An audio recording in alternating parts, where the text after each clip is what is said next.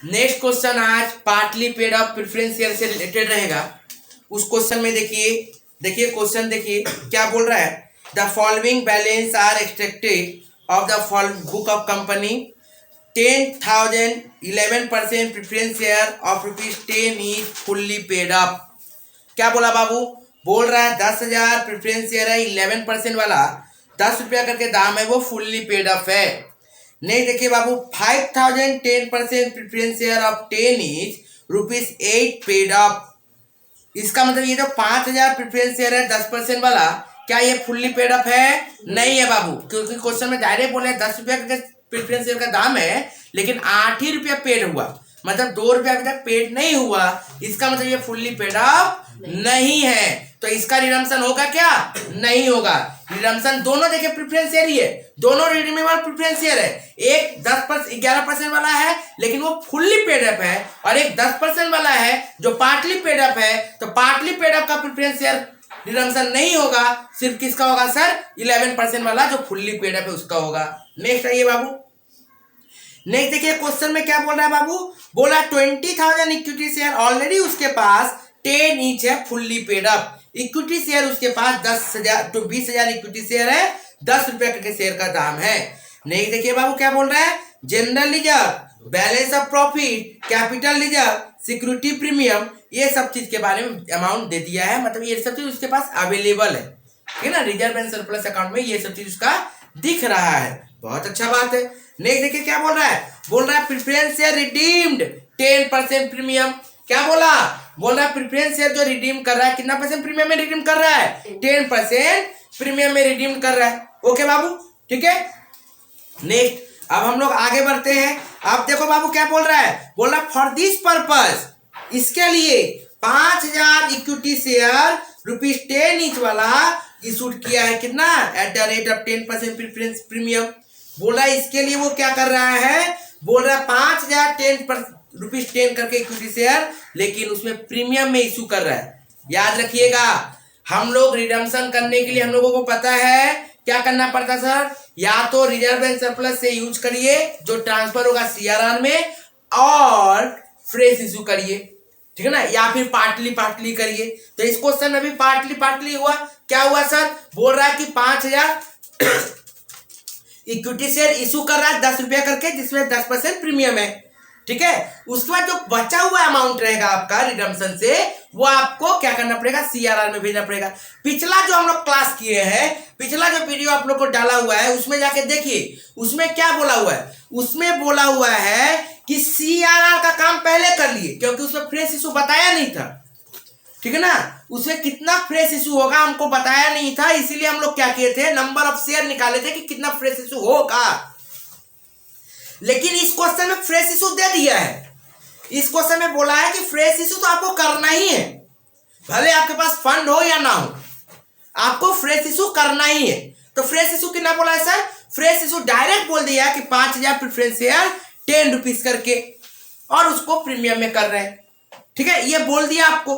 तो बचा हुआ यदि रिडम्पशन में से कुछ और पैसा चाहिए, तब उसको सीआरआर में ट्रांसफर करो। अब आगे हम लोग क्वेश्चन करेंगे, तब समझ में आएगा कि कितना चाहिए, ठीक है। नेक्स्ट अब क्या बोला? Holder of 511% equity share are untraceable. क्या बोला? 500 जो इक्विटी शेयर है 11% वाला, वो अनटेरेसेबल है, मतलब उसको पकड़ा नहीं जा सकता। फॉर सर्टेन सीआरआर रिजर्व बनाने बोला है। मिनिमम बोल दिया है minimum use of general reserve, मतलब जब तक आपको जनरल रिजर्व का यूज ना पड़े, जब तक आपको जनरल रिजर्व का दरकार ना पड़े, तब तक आप लोग जनरल रिजर्व के पास ना आए, ठीक है बाबू। आपको जब तक जनरल रिजर्व का दरकार ना पड़े, तब तक आप लोग जनरल रिजर्व के पास ना आए, मतलब कोशिश करें कि आप इधर उधर से ही सीआरआर बना लो, ठीक है ना। आप जनरल रिजर्व से सबसे लास्ट में लेना। बोला मिनिमम यूज करो, मतलब जनरल रिजर्व से कोशिश करो कि कम से कम यूज करने का। यदि पहले उधर ही से हो जाए तो फिर आप मेरे पास मत आओ, यदि ना हो तब मेरे पास आओ, ठीक है ना। क्योंकि यहाँ पे देखो जनरल रिजर्व भी दिया हुआ है, प्रॉफिट एंड लॉस भी दिया हुआ है, ठीक है ना। तो हम सब कहां से ले पैसा? तो बोला पहले प्रॉफिट एंड लॉस के पास चल जाना, उसके बाद यदि तुझे लगे तब मेरे पास आना। क्यों? तो क्या सर आपके पास हम जनरल रिजर्व के पास नहीं क्यों जा सकते पहले? क्योंकि दोनों ही फ्री रिजर्व है, कहीं से भी आप पैसा उठा सकते हो, ठीक है ना। मेरा ये पहला क्लास में बोला हुआ है, लेकिन बाबू इस क्वेश्चन में ही बोल दिया है कि रिजर्व आप जितना कम यूज करें उतना अच्छा। आइए देखिए, सबसे पहले हम लोग क्या करेंगे, रिडम्पशन ऑफ प्रेफरेंस शेयर निकालेंगे। हम लोग देखिए कौन वाला कर सकते हैं प्रेफरेंस शेयर रिडीम। सर 11% वाला फुल्ली पेड अप है, 10% वाला जो प्रेफरेंस शेयर है वो पार्टली पेड अप है। इसका मतलब हम लोग किसको कर सकते हैं सर, 11% फुल्ली पेड अप जो है उसको कर सकते हैं। कितना शेयर था सर, 10,000 शेयर था, तो 10,000 प्रेफरेंस शेयर, कितना परसेंट प्रेफरेंस शेयर है, 10,000, 11% preference share redeemed at the rate ₹10 each बोल दिया था। तो कितना बोला बाबू, 1 लाख, ठीक है। उसके बाद हम लोगों को क्या करना है बाबू, उसके साथ प्रीमियम बोला है, premium on redemption, premium on redemption कितना दिया बाबू, 10%। प्रीमियम ऑन रिडम्पशन कितना बोला है, 10%। तो 1 लाख का 10% कितना आ गया बाबू, 10,000। तो टोटल कितना हो गया, 1,10,000। सर 1,10,000 रुपया हम लोगों को चाहिए, ठीक है सर। अब देखो ध्यान से, तो सर ये तो चाहिए आपको, ठीक है चाहिए, हम आपको देंगे। क्वेश्चन में देखो क्या बोल रहा है, क्वेश्चन में बोल रहा है कि आप पहले फ्रेश इशू करो। कितना फ्रेश इशू करने बोल रहा है, 5,000 इक्विटी शेयर 10 रुपया करके ले लो बाबू। फ्रेश इशू कौन कौन हो रहा है देख लो, पहले झमेला हटाओ। Fresh issue 5,000 equity share ₹10 each, कितना हुआ बाबू, 50,000। इसमें क्या बोला बाबू, प्रीमियम बोल रहा है, प्रीमियम, प्रीमियम बोला कितना बाबू, 10%। तो 50,000 का 10% कितना था बाबू, 5,000 हो गया। अच्छा बाबू एक बात बताओ, ये जो रिडम्पशन में जो प्रीमियम कर रहे हैं ना, ये क्या होता है, लॉस। और ये जो इशू में जो प्रीमियम हो रहा है ना, ये क्या होता है, इनकम या फिर प्रॉफिट, ठीक है। ओके, रिडम्पशन में जो प्रीमियम दे रहे हो वो क्या हो गया, मेरा लॉस, और यहां पे जो मेरा प्रीमियम आ रहा है वो क्या हो गया, मेरा प्रॉफिट, ठीक है। नेक्स्ट, अब बोल रहा है कि बाकी बचा हुआ क्या। तो याद करो पिछला साल में हम लोग पहले सीआरआर निकाल लिए थे कि मेरे पास सीआरआर कितना, मेरे पास फंड है, जो बचा था हम लोग फ्रेश इशू किए थे। इस क्वेश्चन में क्या बोला आपको, फ्रेश इशू पहले बोल दिया कि 50,000 शेयर फ्रेश इशू करो। कितना फ्रेश इशू करो, 50,000 फ्रेश इशू करो। अब देखो यहाँ पे 10,000 रुपया रिडम्पशन प्रीमियम है, क्या हमारे पास सिक्योरिटी प्रीमियम दिया हुआ है। देखो तो क्वेश्चन में सिक्योरिटी प्रीमियम है क्या, देखो ये क्वेश्चन में सिक्योरिटी प्रीमियम है 15,000, ठीक है ना। आराम से हो जाएगा, आराम से हम लोग पेड कर सकते हैं, ठीक है ना। 15,000 में से 10,000 आराम से हम लोग दे सकते हैं। ओके, तो हम लोग सिक्योरिटी प्रीमियम को लेकर झंझट नहीं रखेंगे, कोई झंझट रखने का चाह नहीं है बाबू, कोई भी टेंशन हम लोगों को लेने का दरकार नहीं है। हम लोगों को सिक्योरिटी प्रीमियम से लेकर कोई भी झंझट हम लोगों को नहीं लेना पड़ेगा।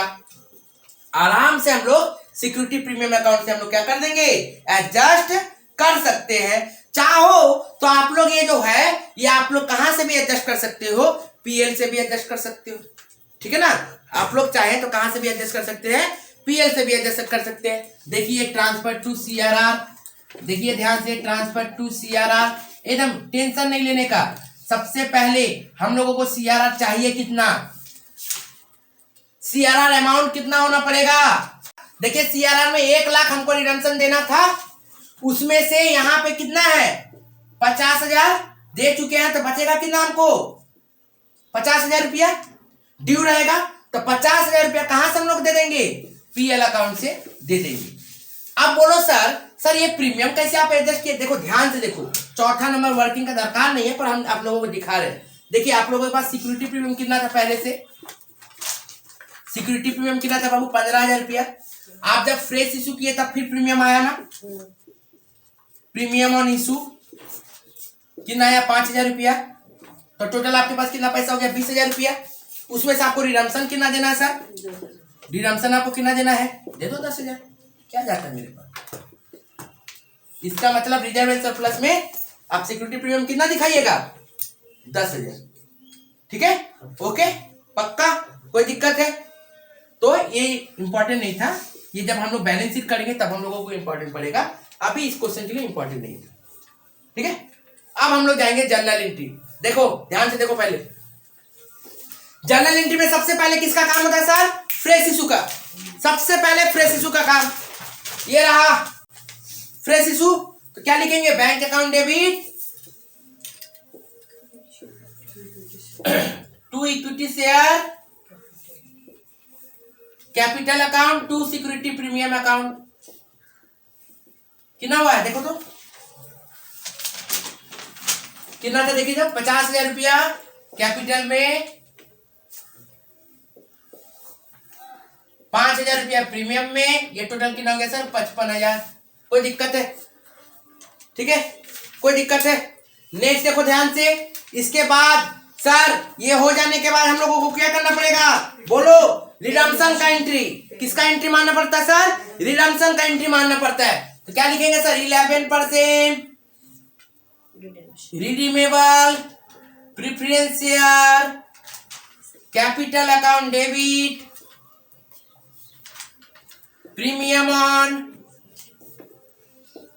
Redemption account debit to 11% preference share holder account. ठीक है, दूसरा एंट्री क्या था सर? रिडम्पशन का जनरल एंट्री मारिए। तो रिडम्पशन का जनरल एंट्री बाबू 1,10,000, 1,10,000 हो गया दूसरा एंट्री। नेक्स्ट तीसरा एंट्री सर, बैंक में ट्रांसफर करिए। बैंक में ट्रांसफर मतलब 11% preference share holder account debit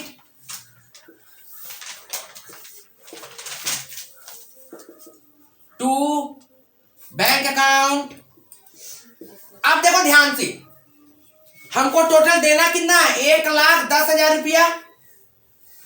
लेकिन देखो एक लाइन बोला हुआ था लास्ट लाइन में, क्वेश्चन में बोला था 500 शेयर कब आता पता ही नहीं है, माने वो पैसा ही नहीं हो रहा है। तो 500 शेयर का आता पता नहीं है, मतलब एक शेयर का दाम कितना है? 10 रुपया, प्लस प्रीमियम कितना? 1 रुपया, 10%। 10 रुपया फेस वैल्यू है, प्रीमियम बोला 10%, तो 10 का 10% 1 रुपया, मतलब 11। ठीक है ना?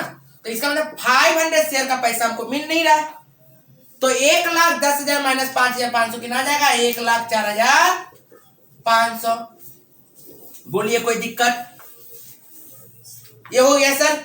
अब बाबू क्या करना है हम लोगों को? ये सिक्योरिटी प्रीमियम को यूज करना है हम लोगों को। ठीक है, तो सिक्योरिटी प्रीमियम कहां से यूज कर रहे थे हम लोग? सिक्योरिटी प्रीमियम से ही यूज किए हैं। तो लिखिए security premium account debit to premium on redemption, to premium on redemption account. कितना बाबू? 10,000, 10,000 रिडम्पशन के लिए हम लोग यूज किए। ठीक है, कोई दिक्कत है? नेक्स्ट देखिए बाबू, ये करने के बाद अब क्या करना पड़ेगा? Last CRR transfer. लास्ट क्या करना पड़ेगा?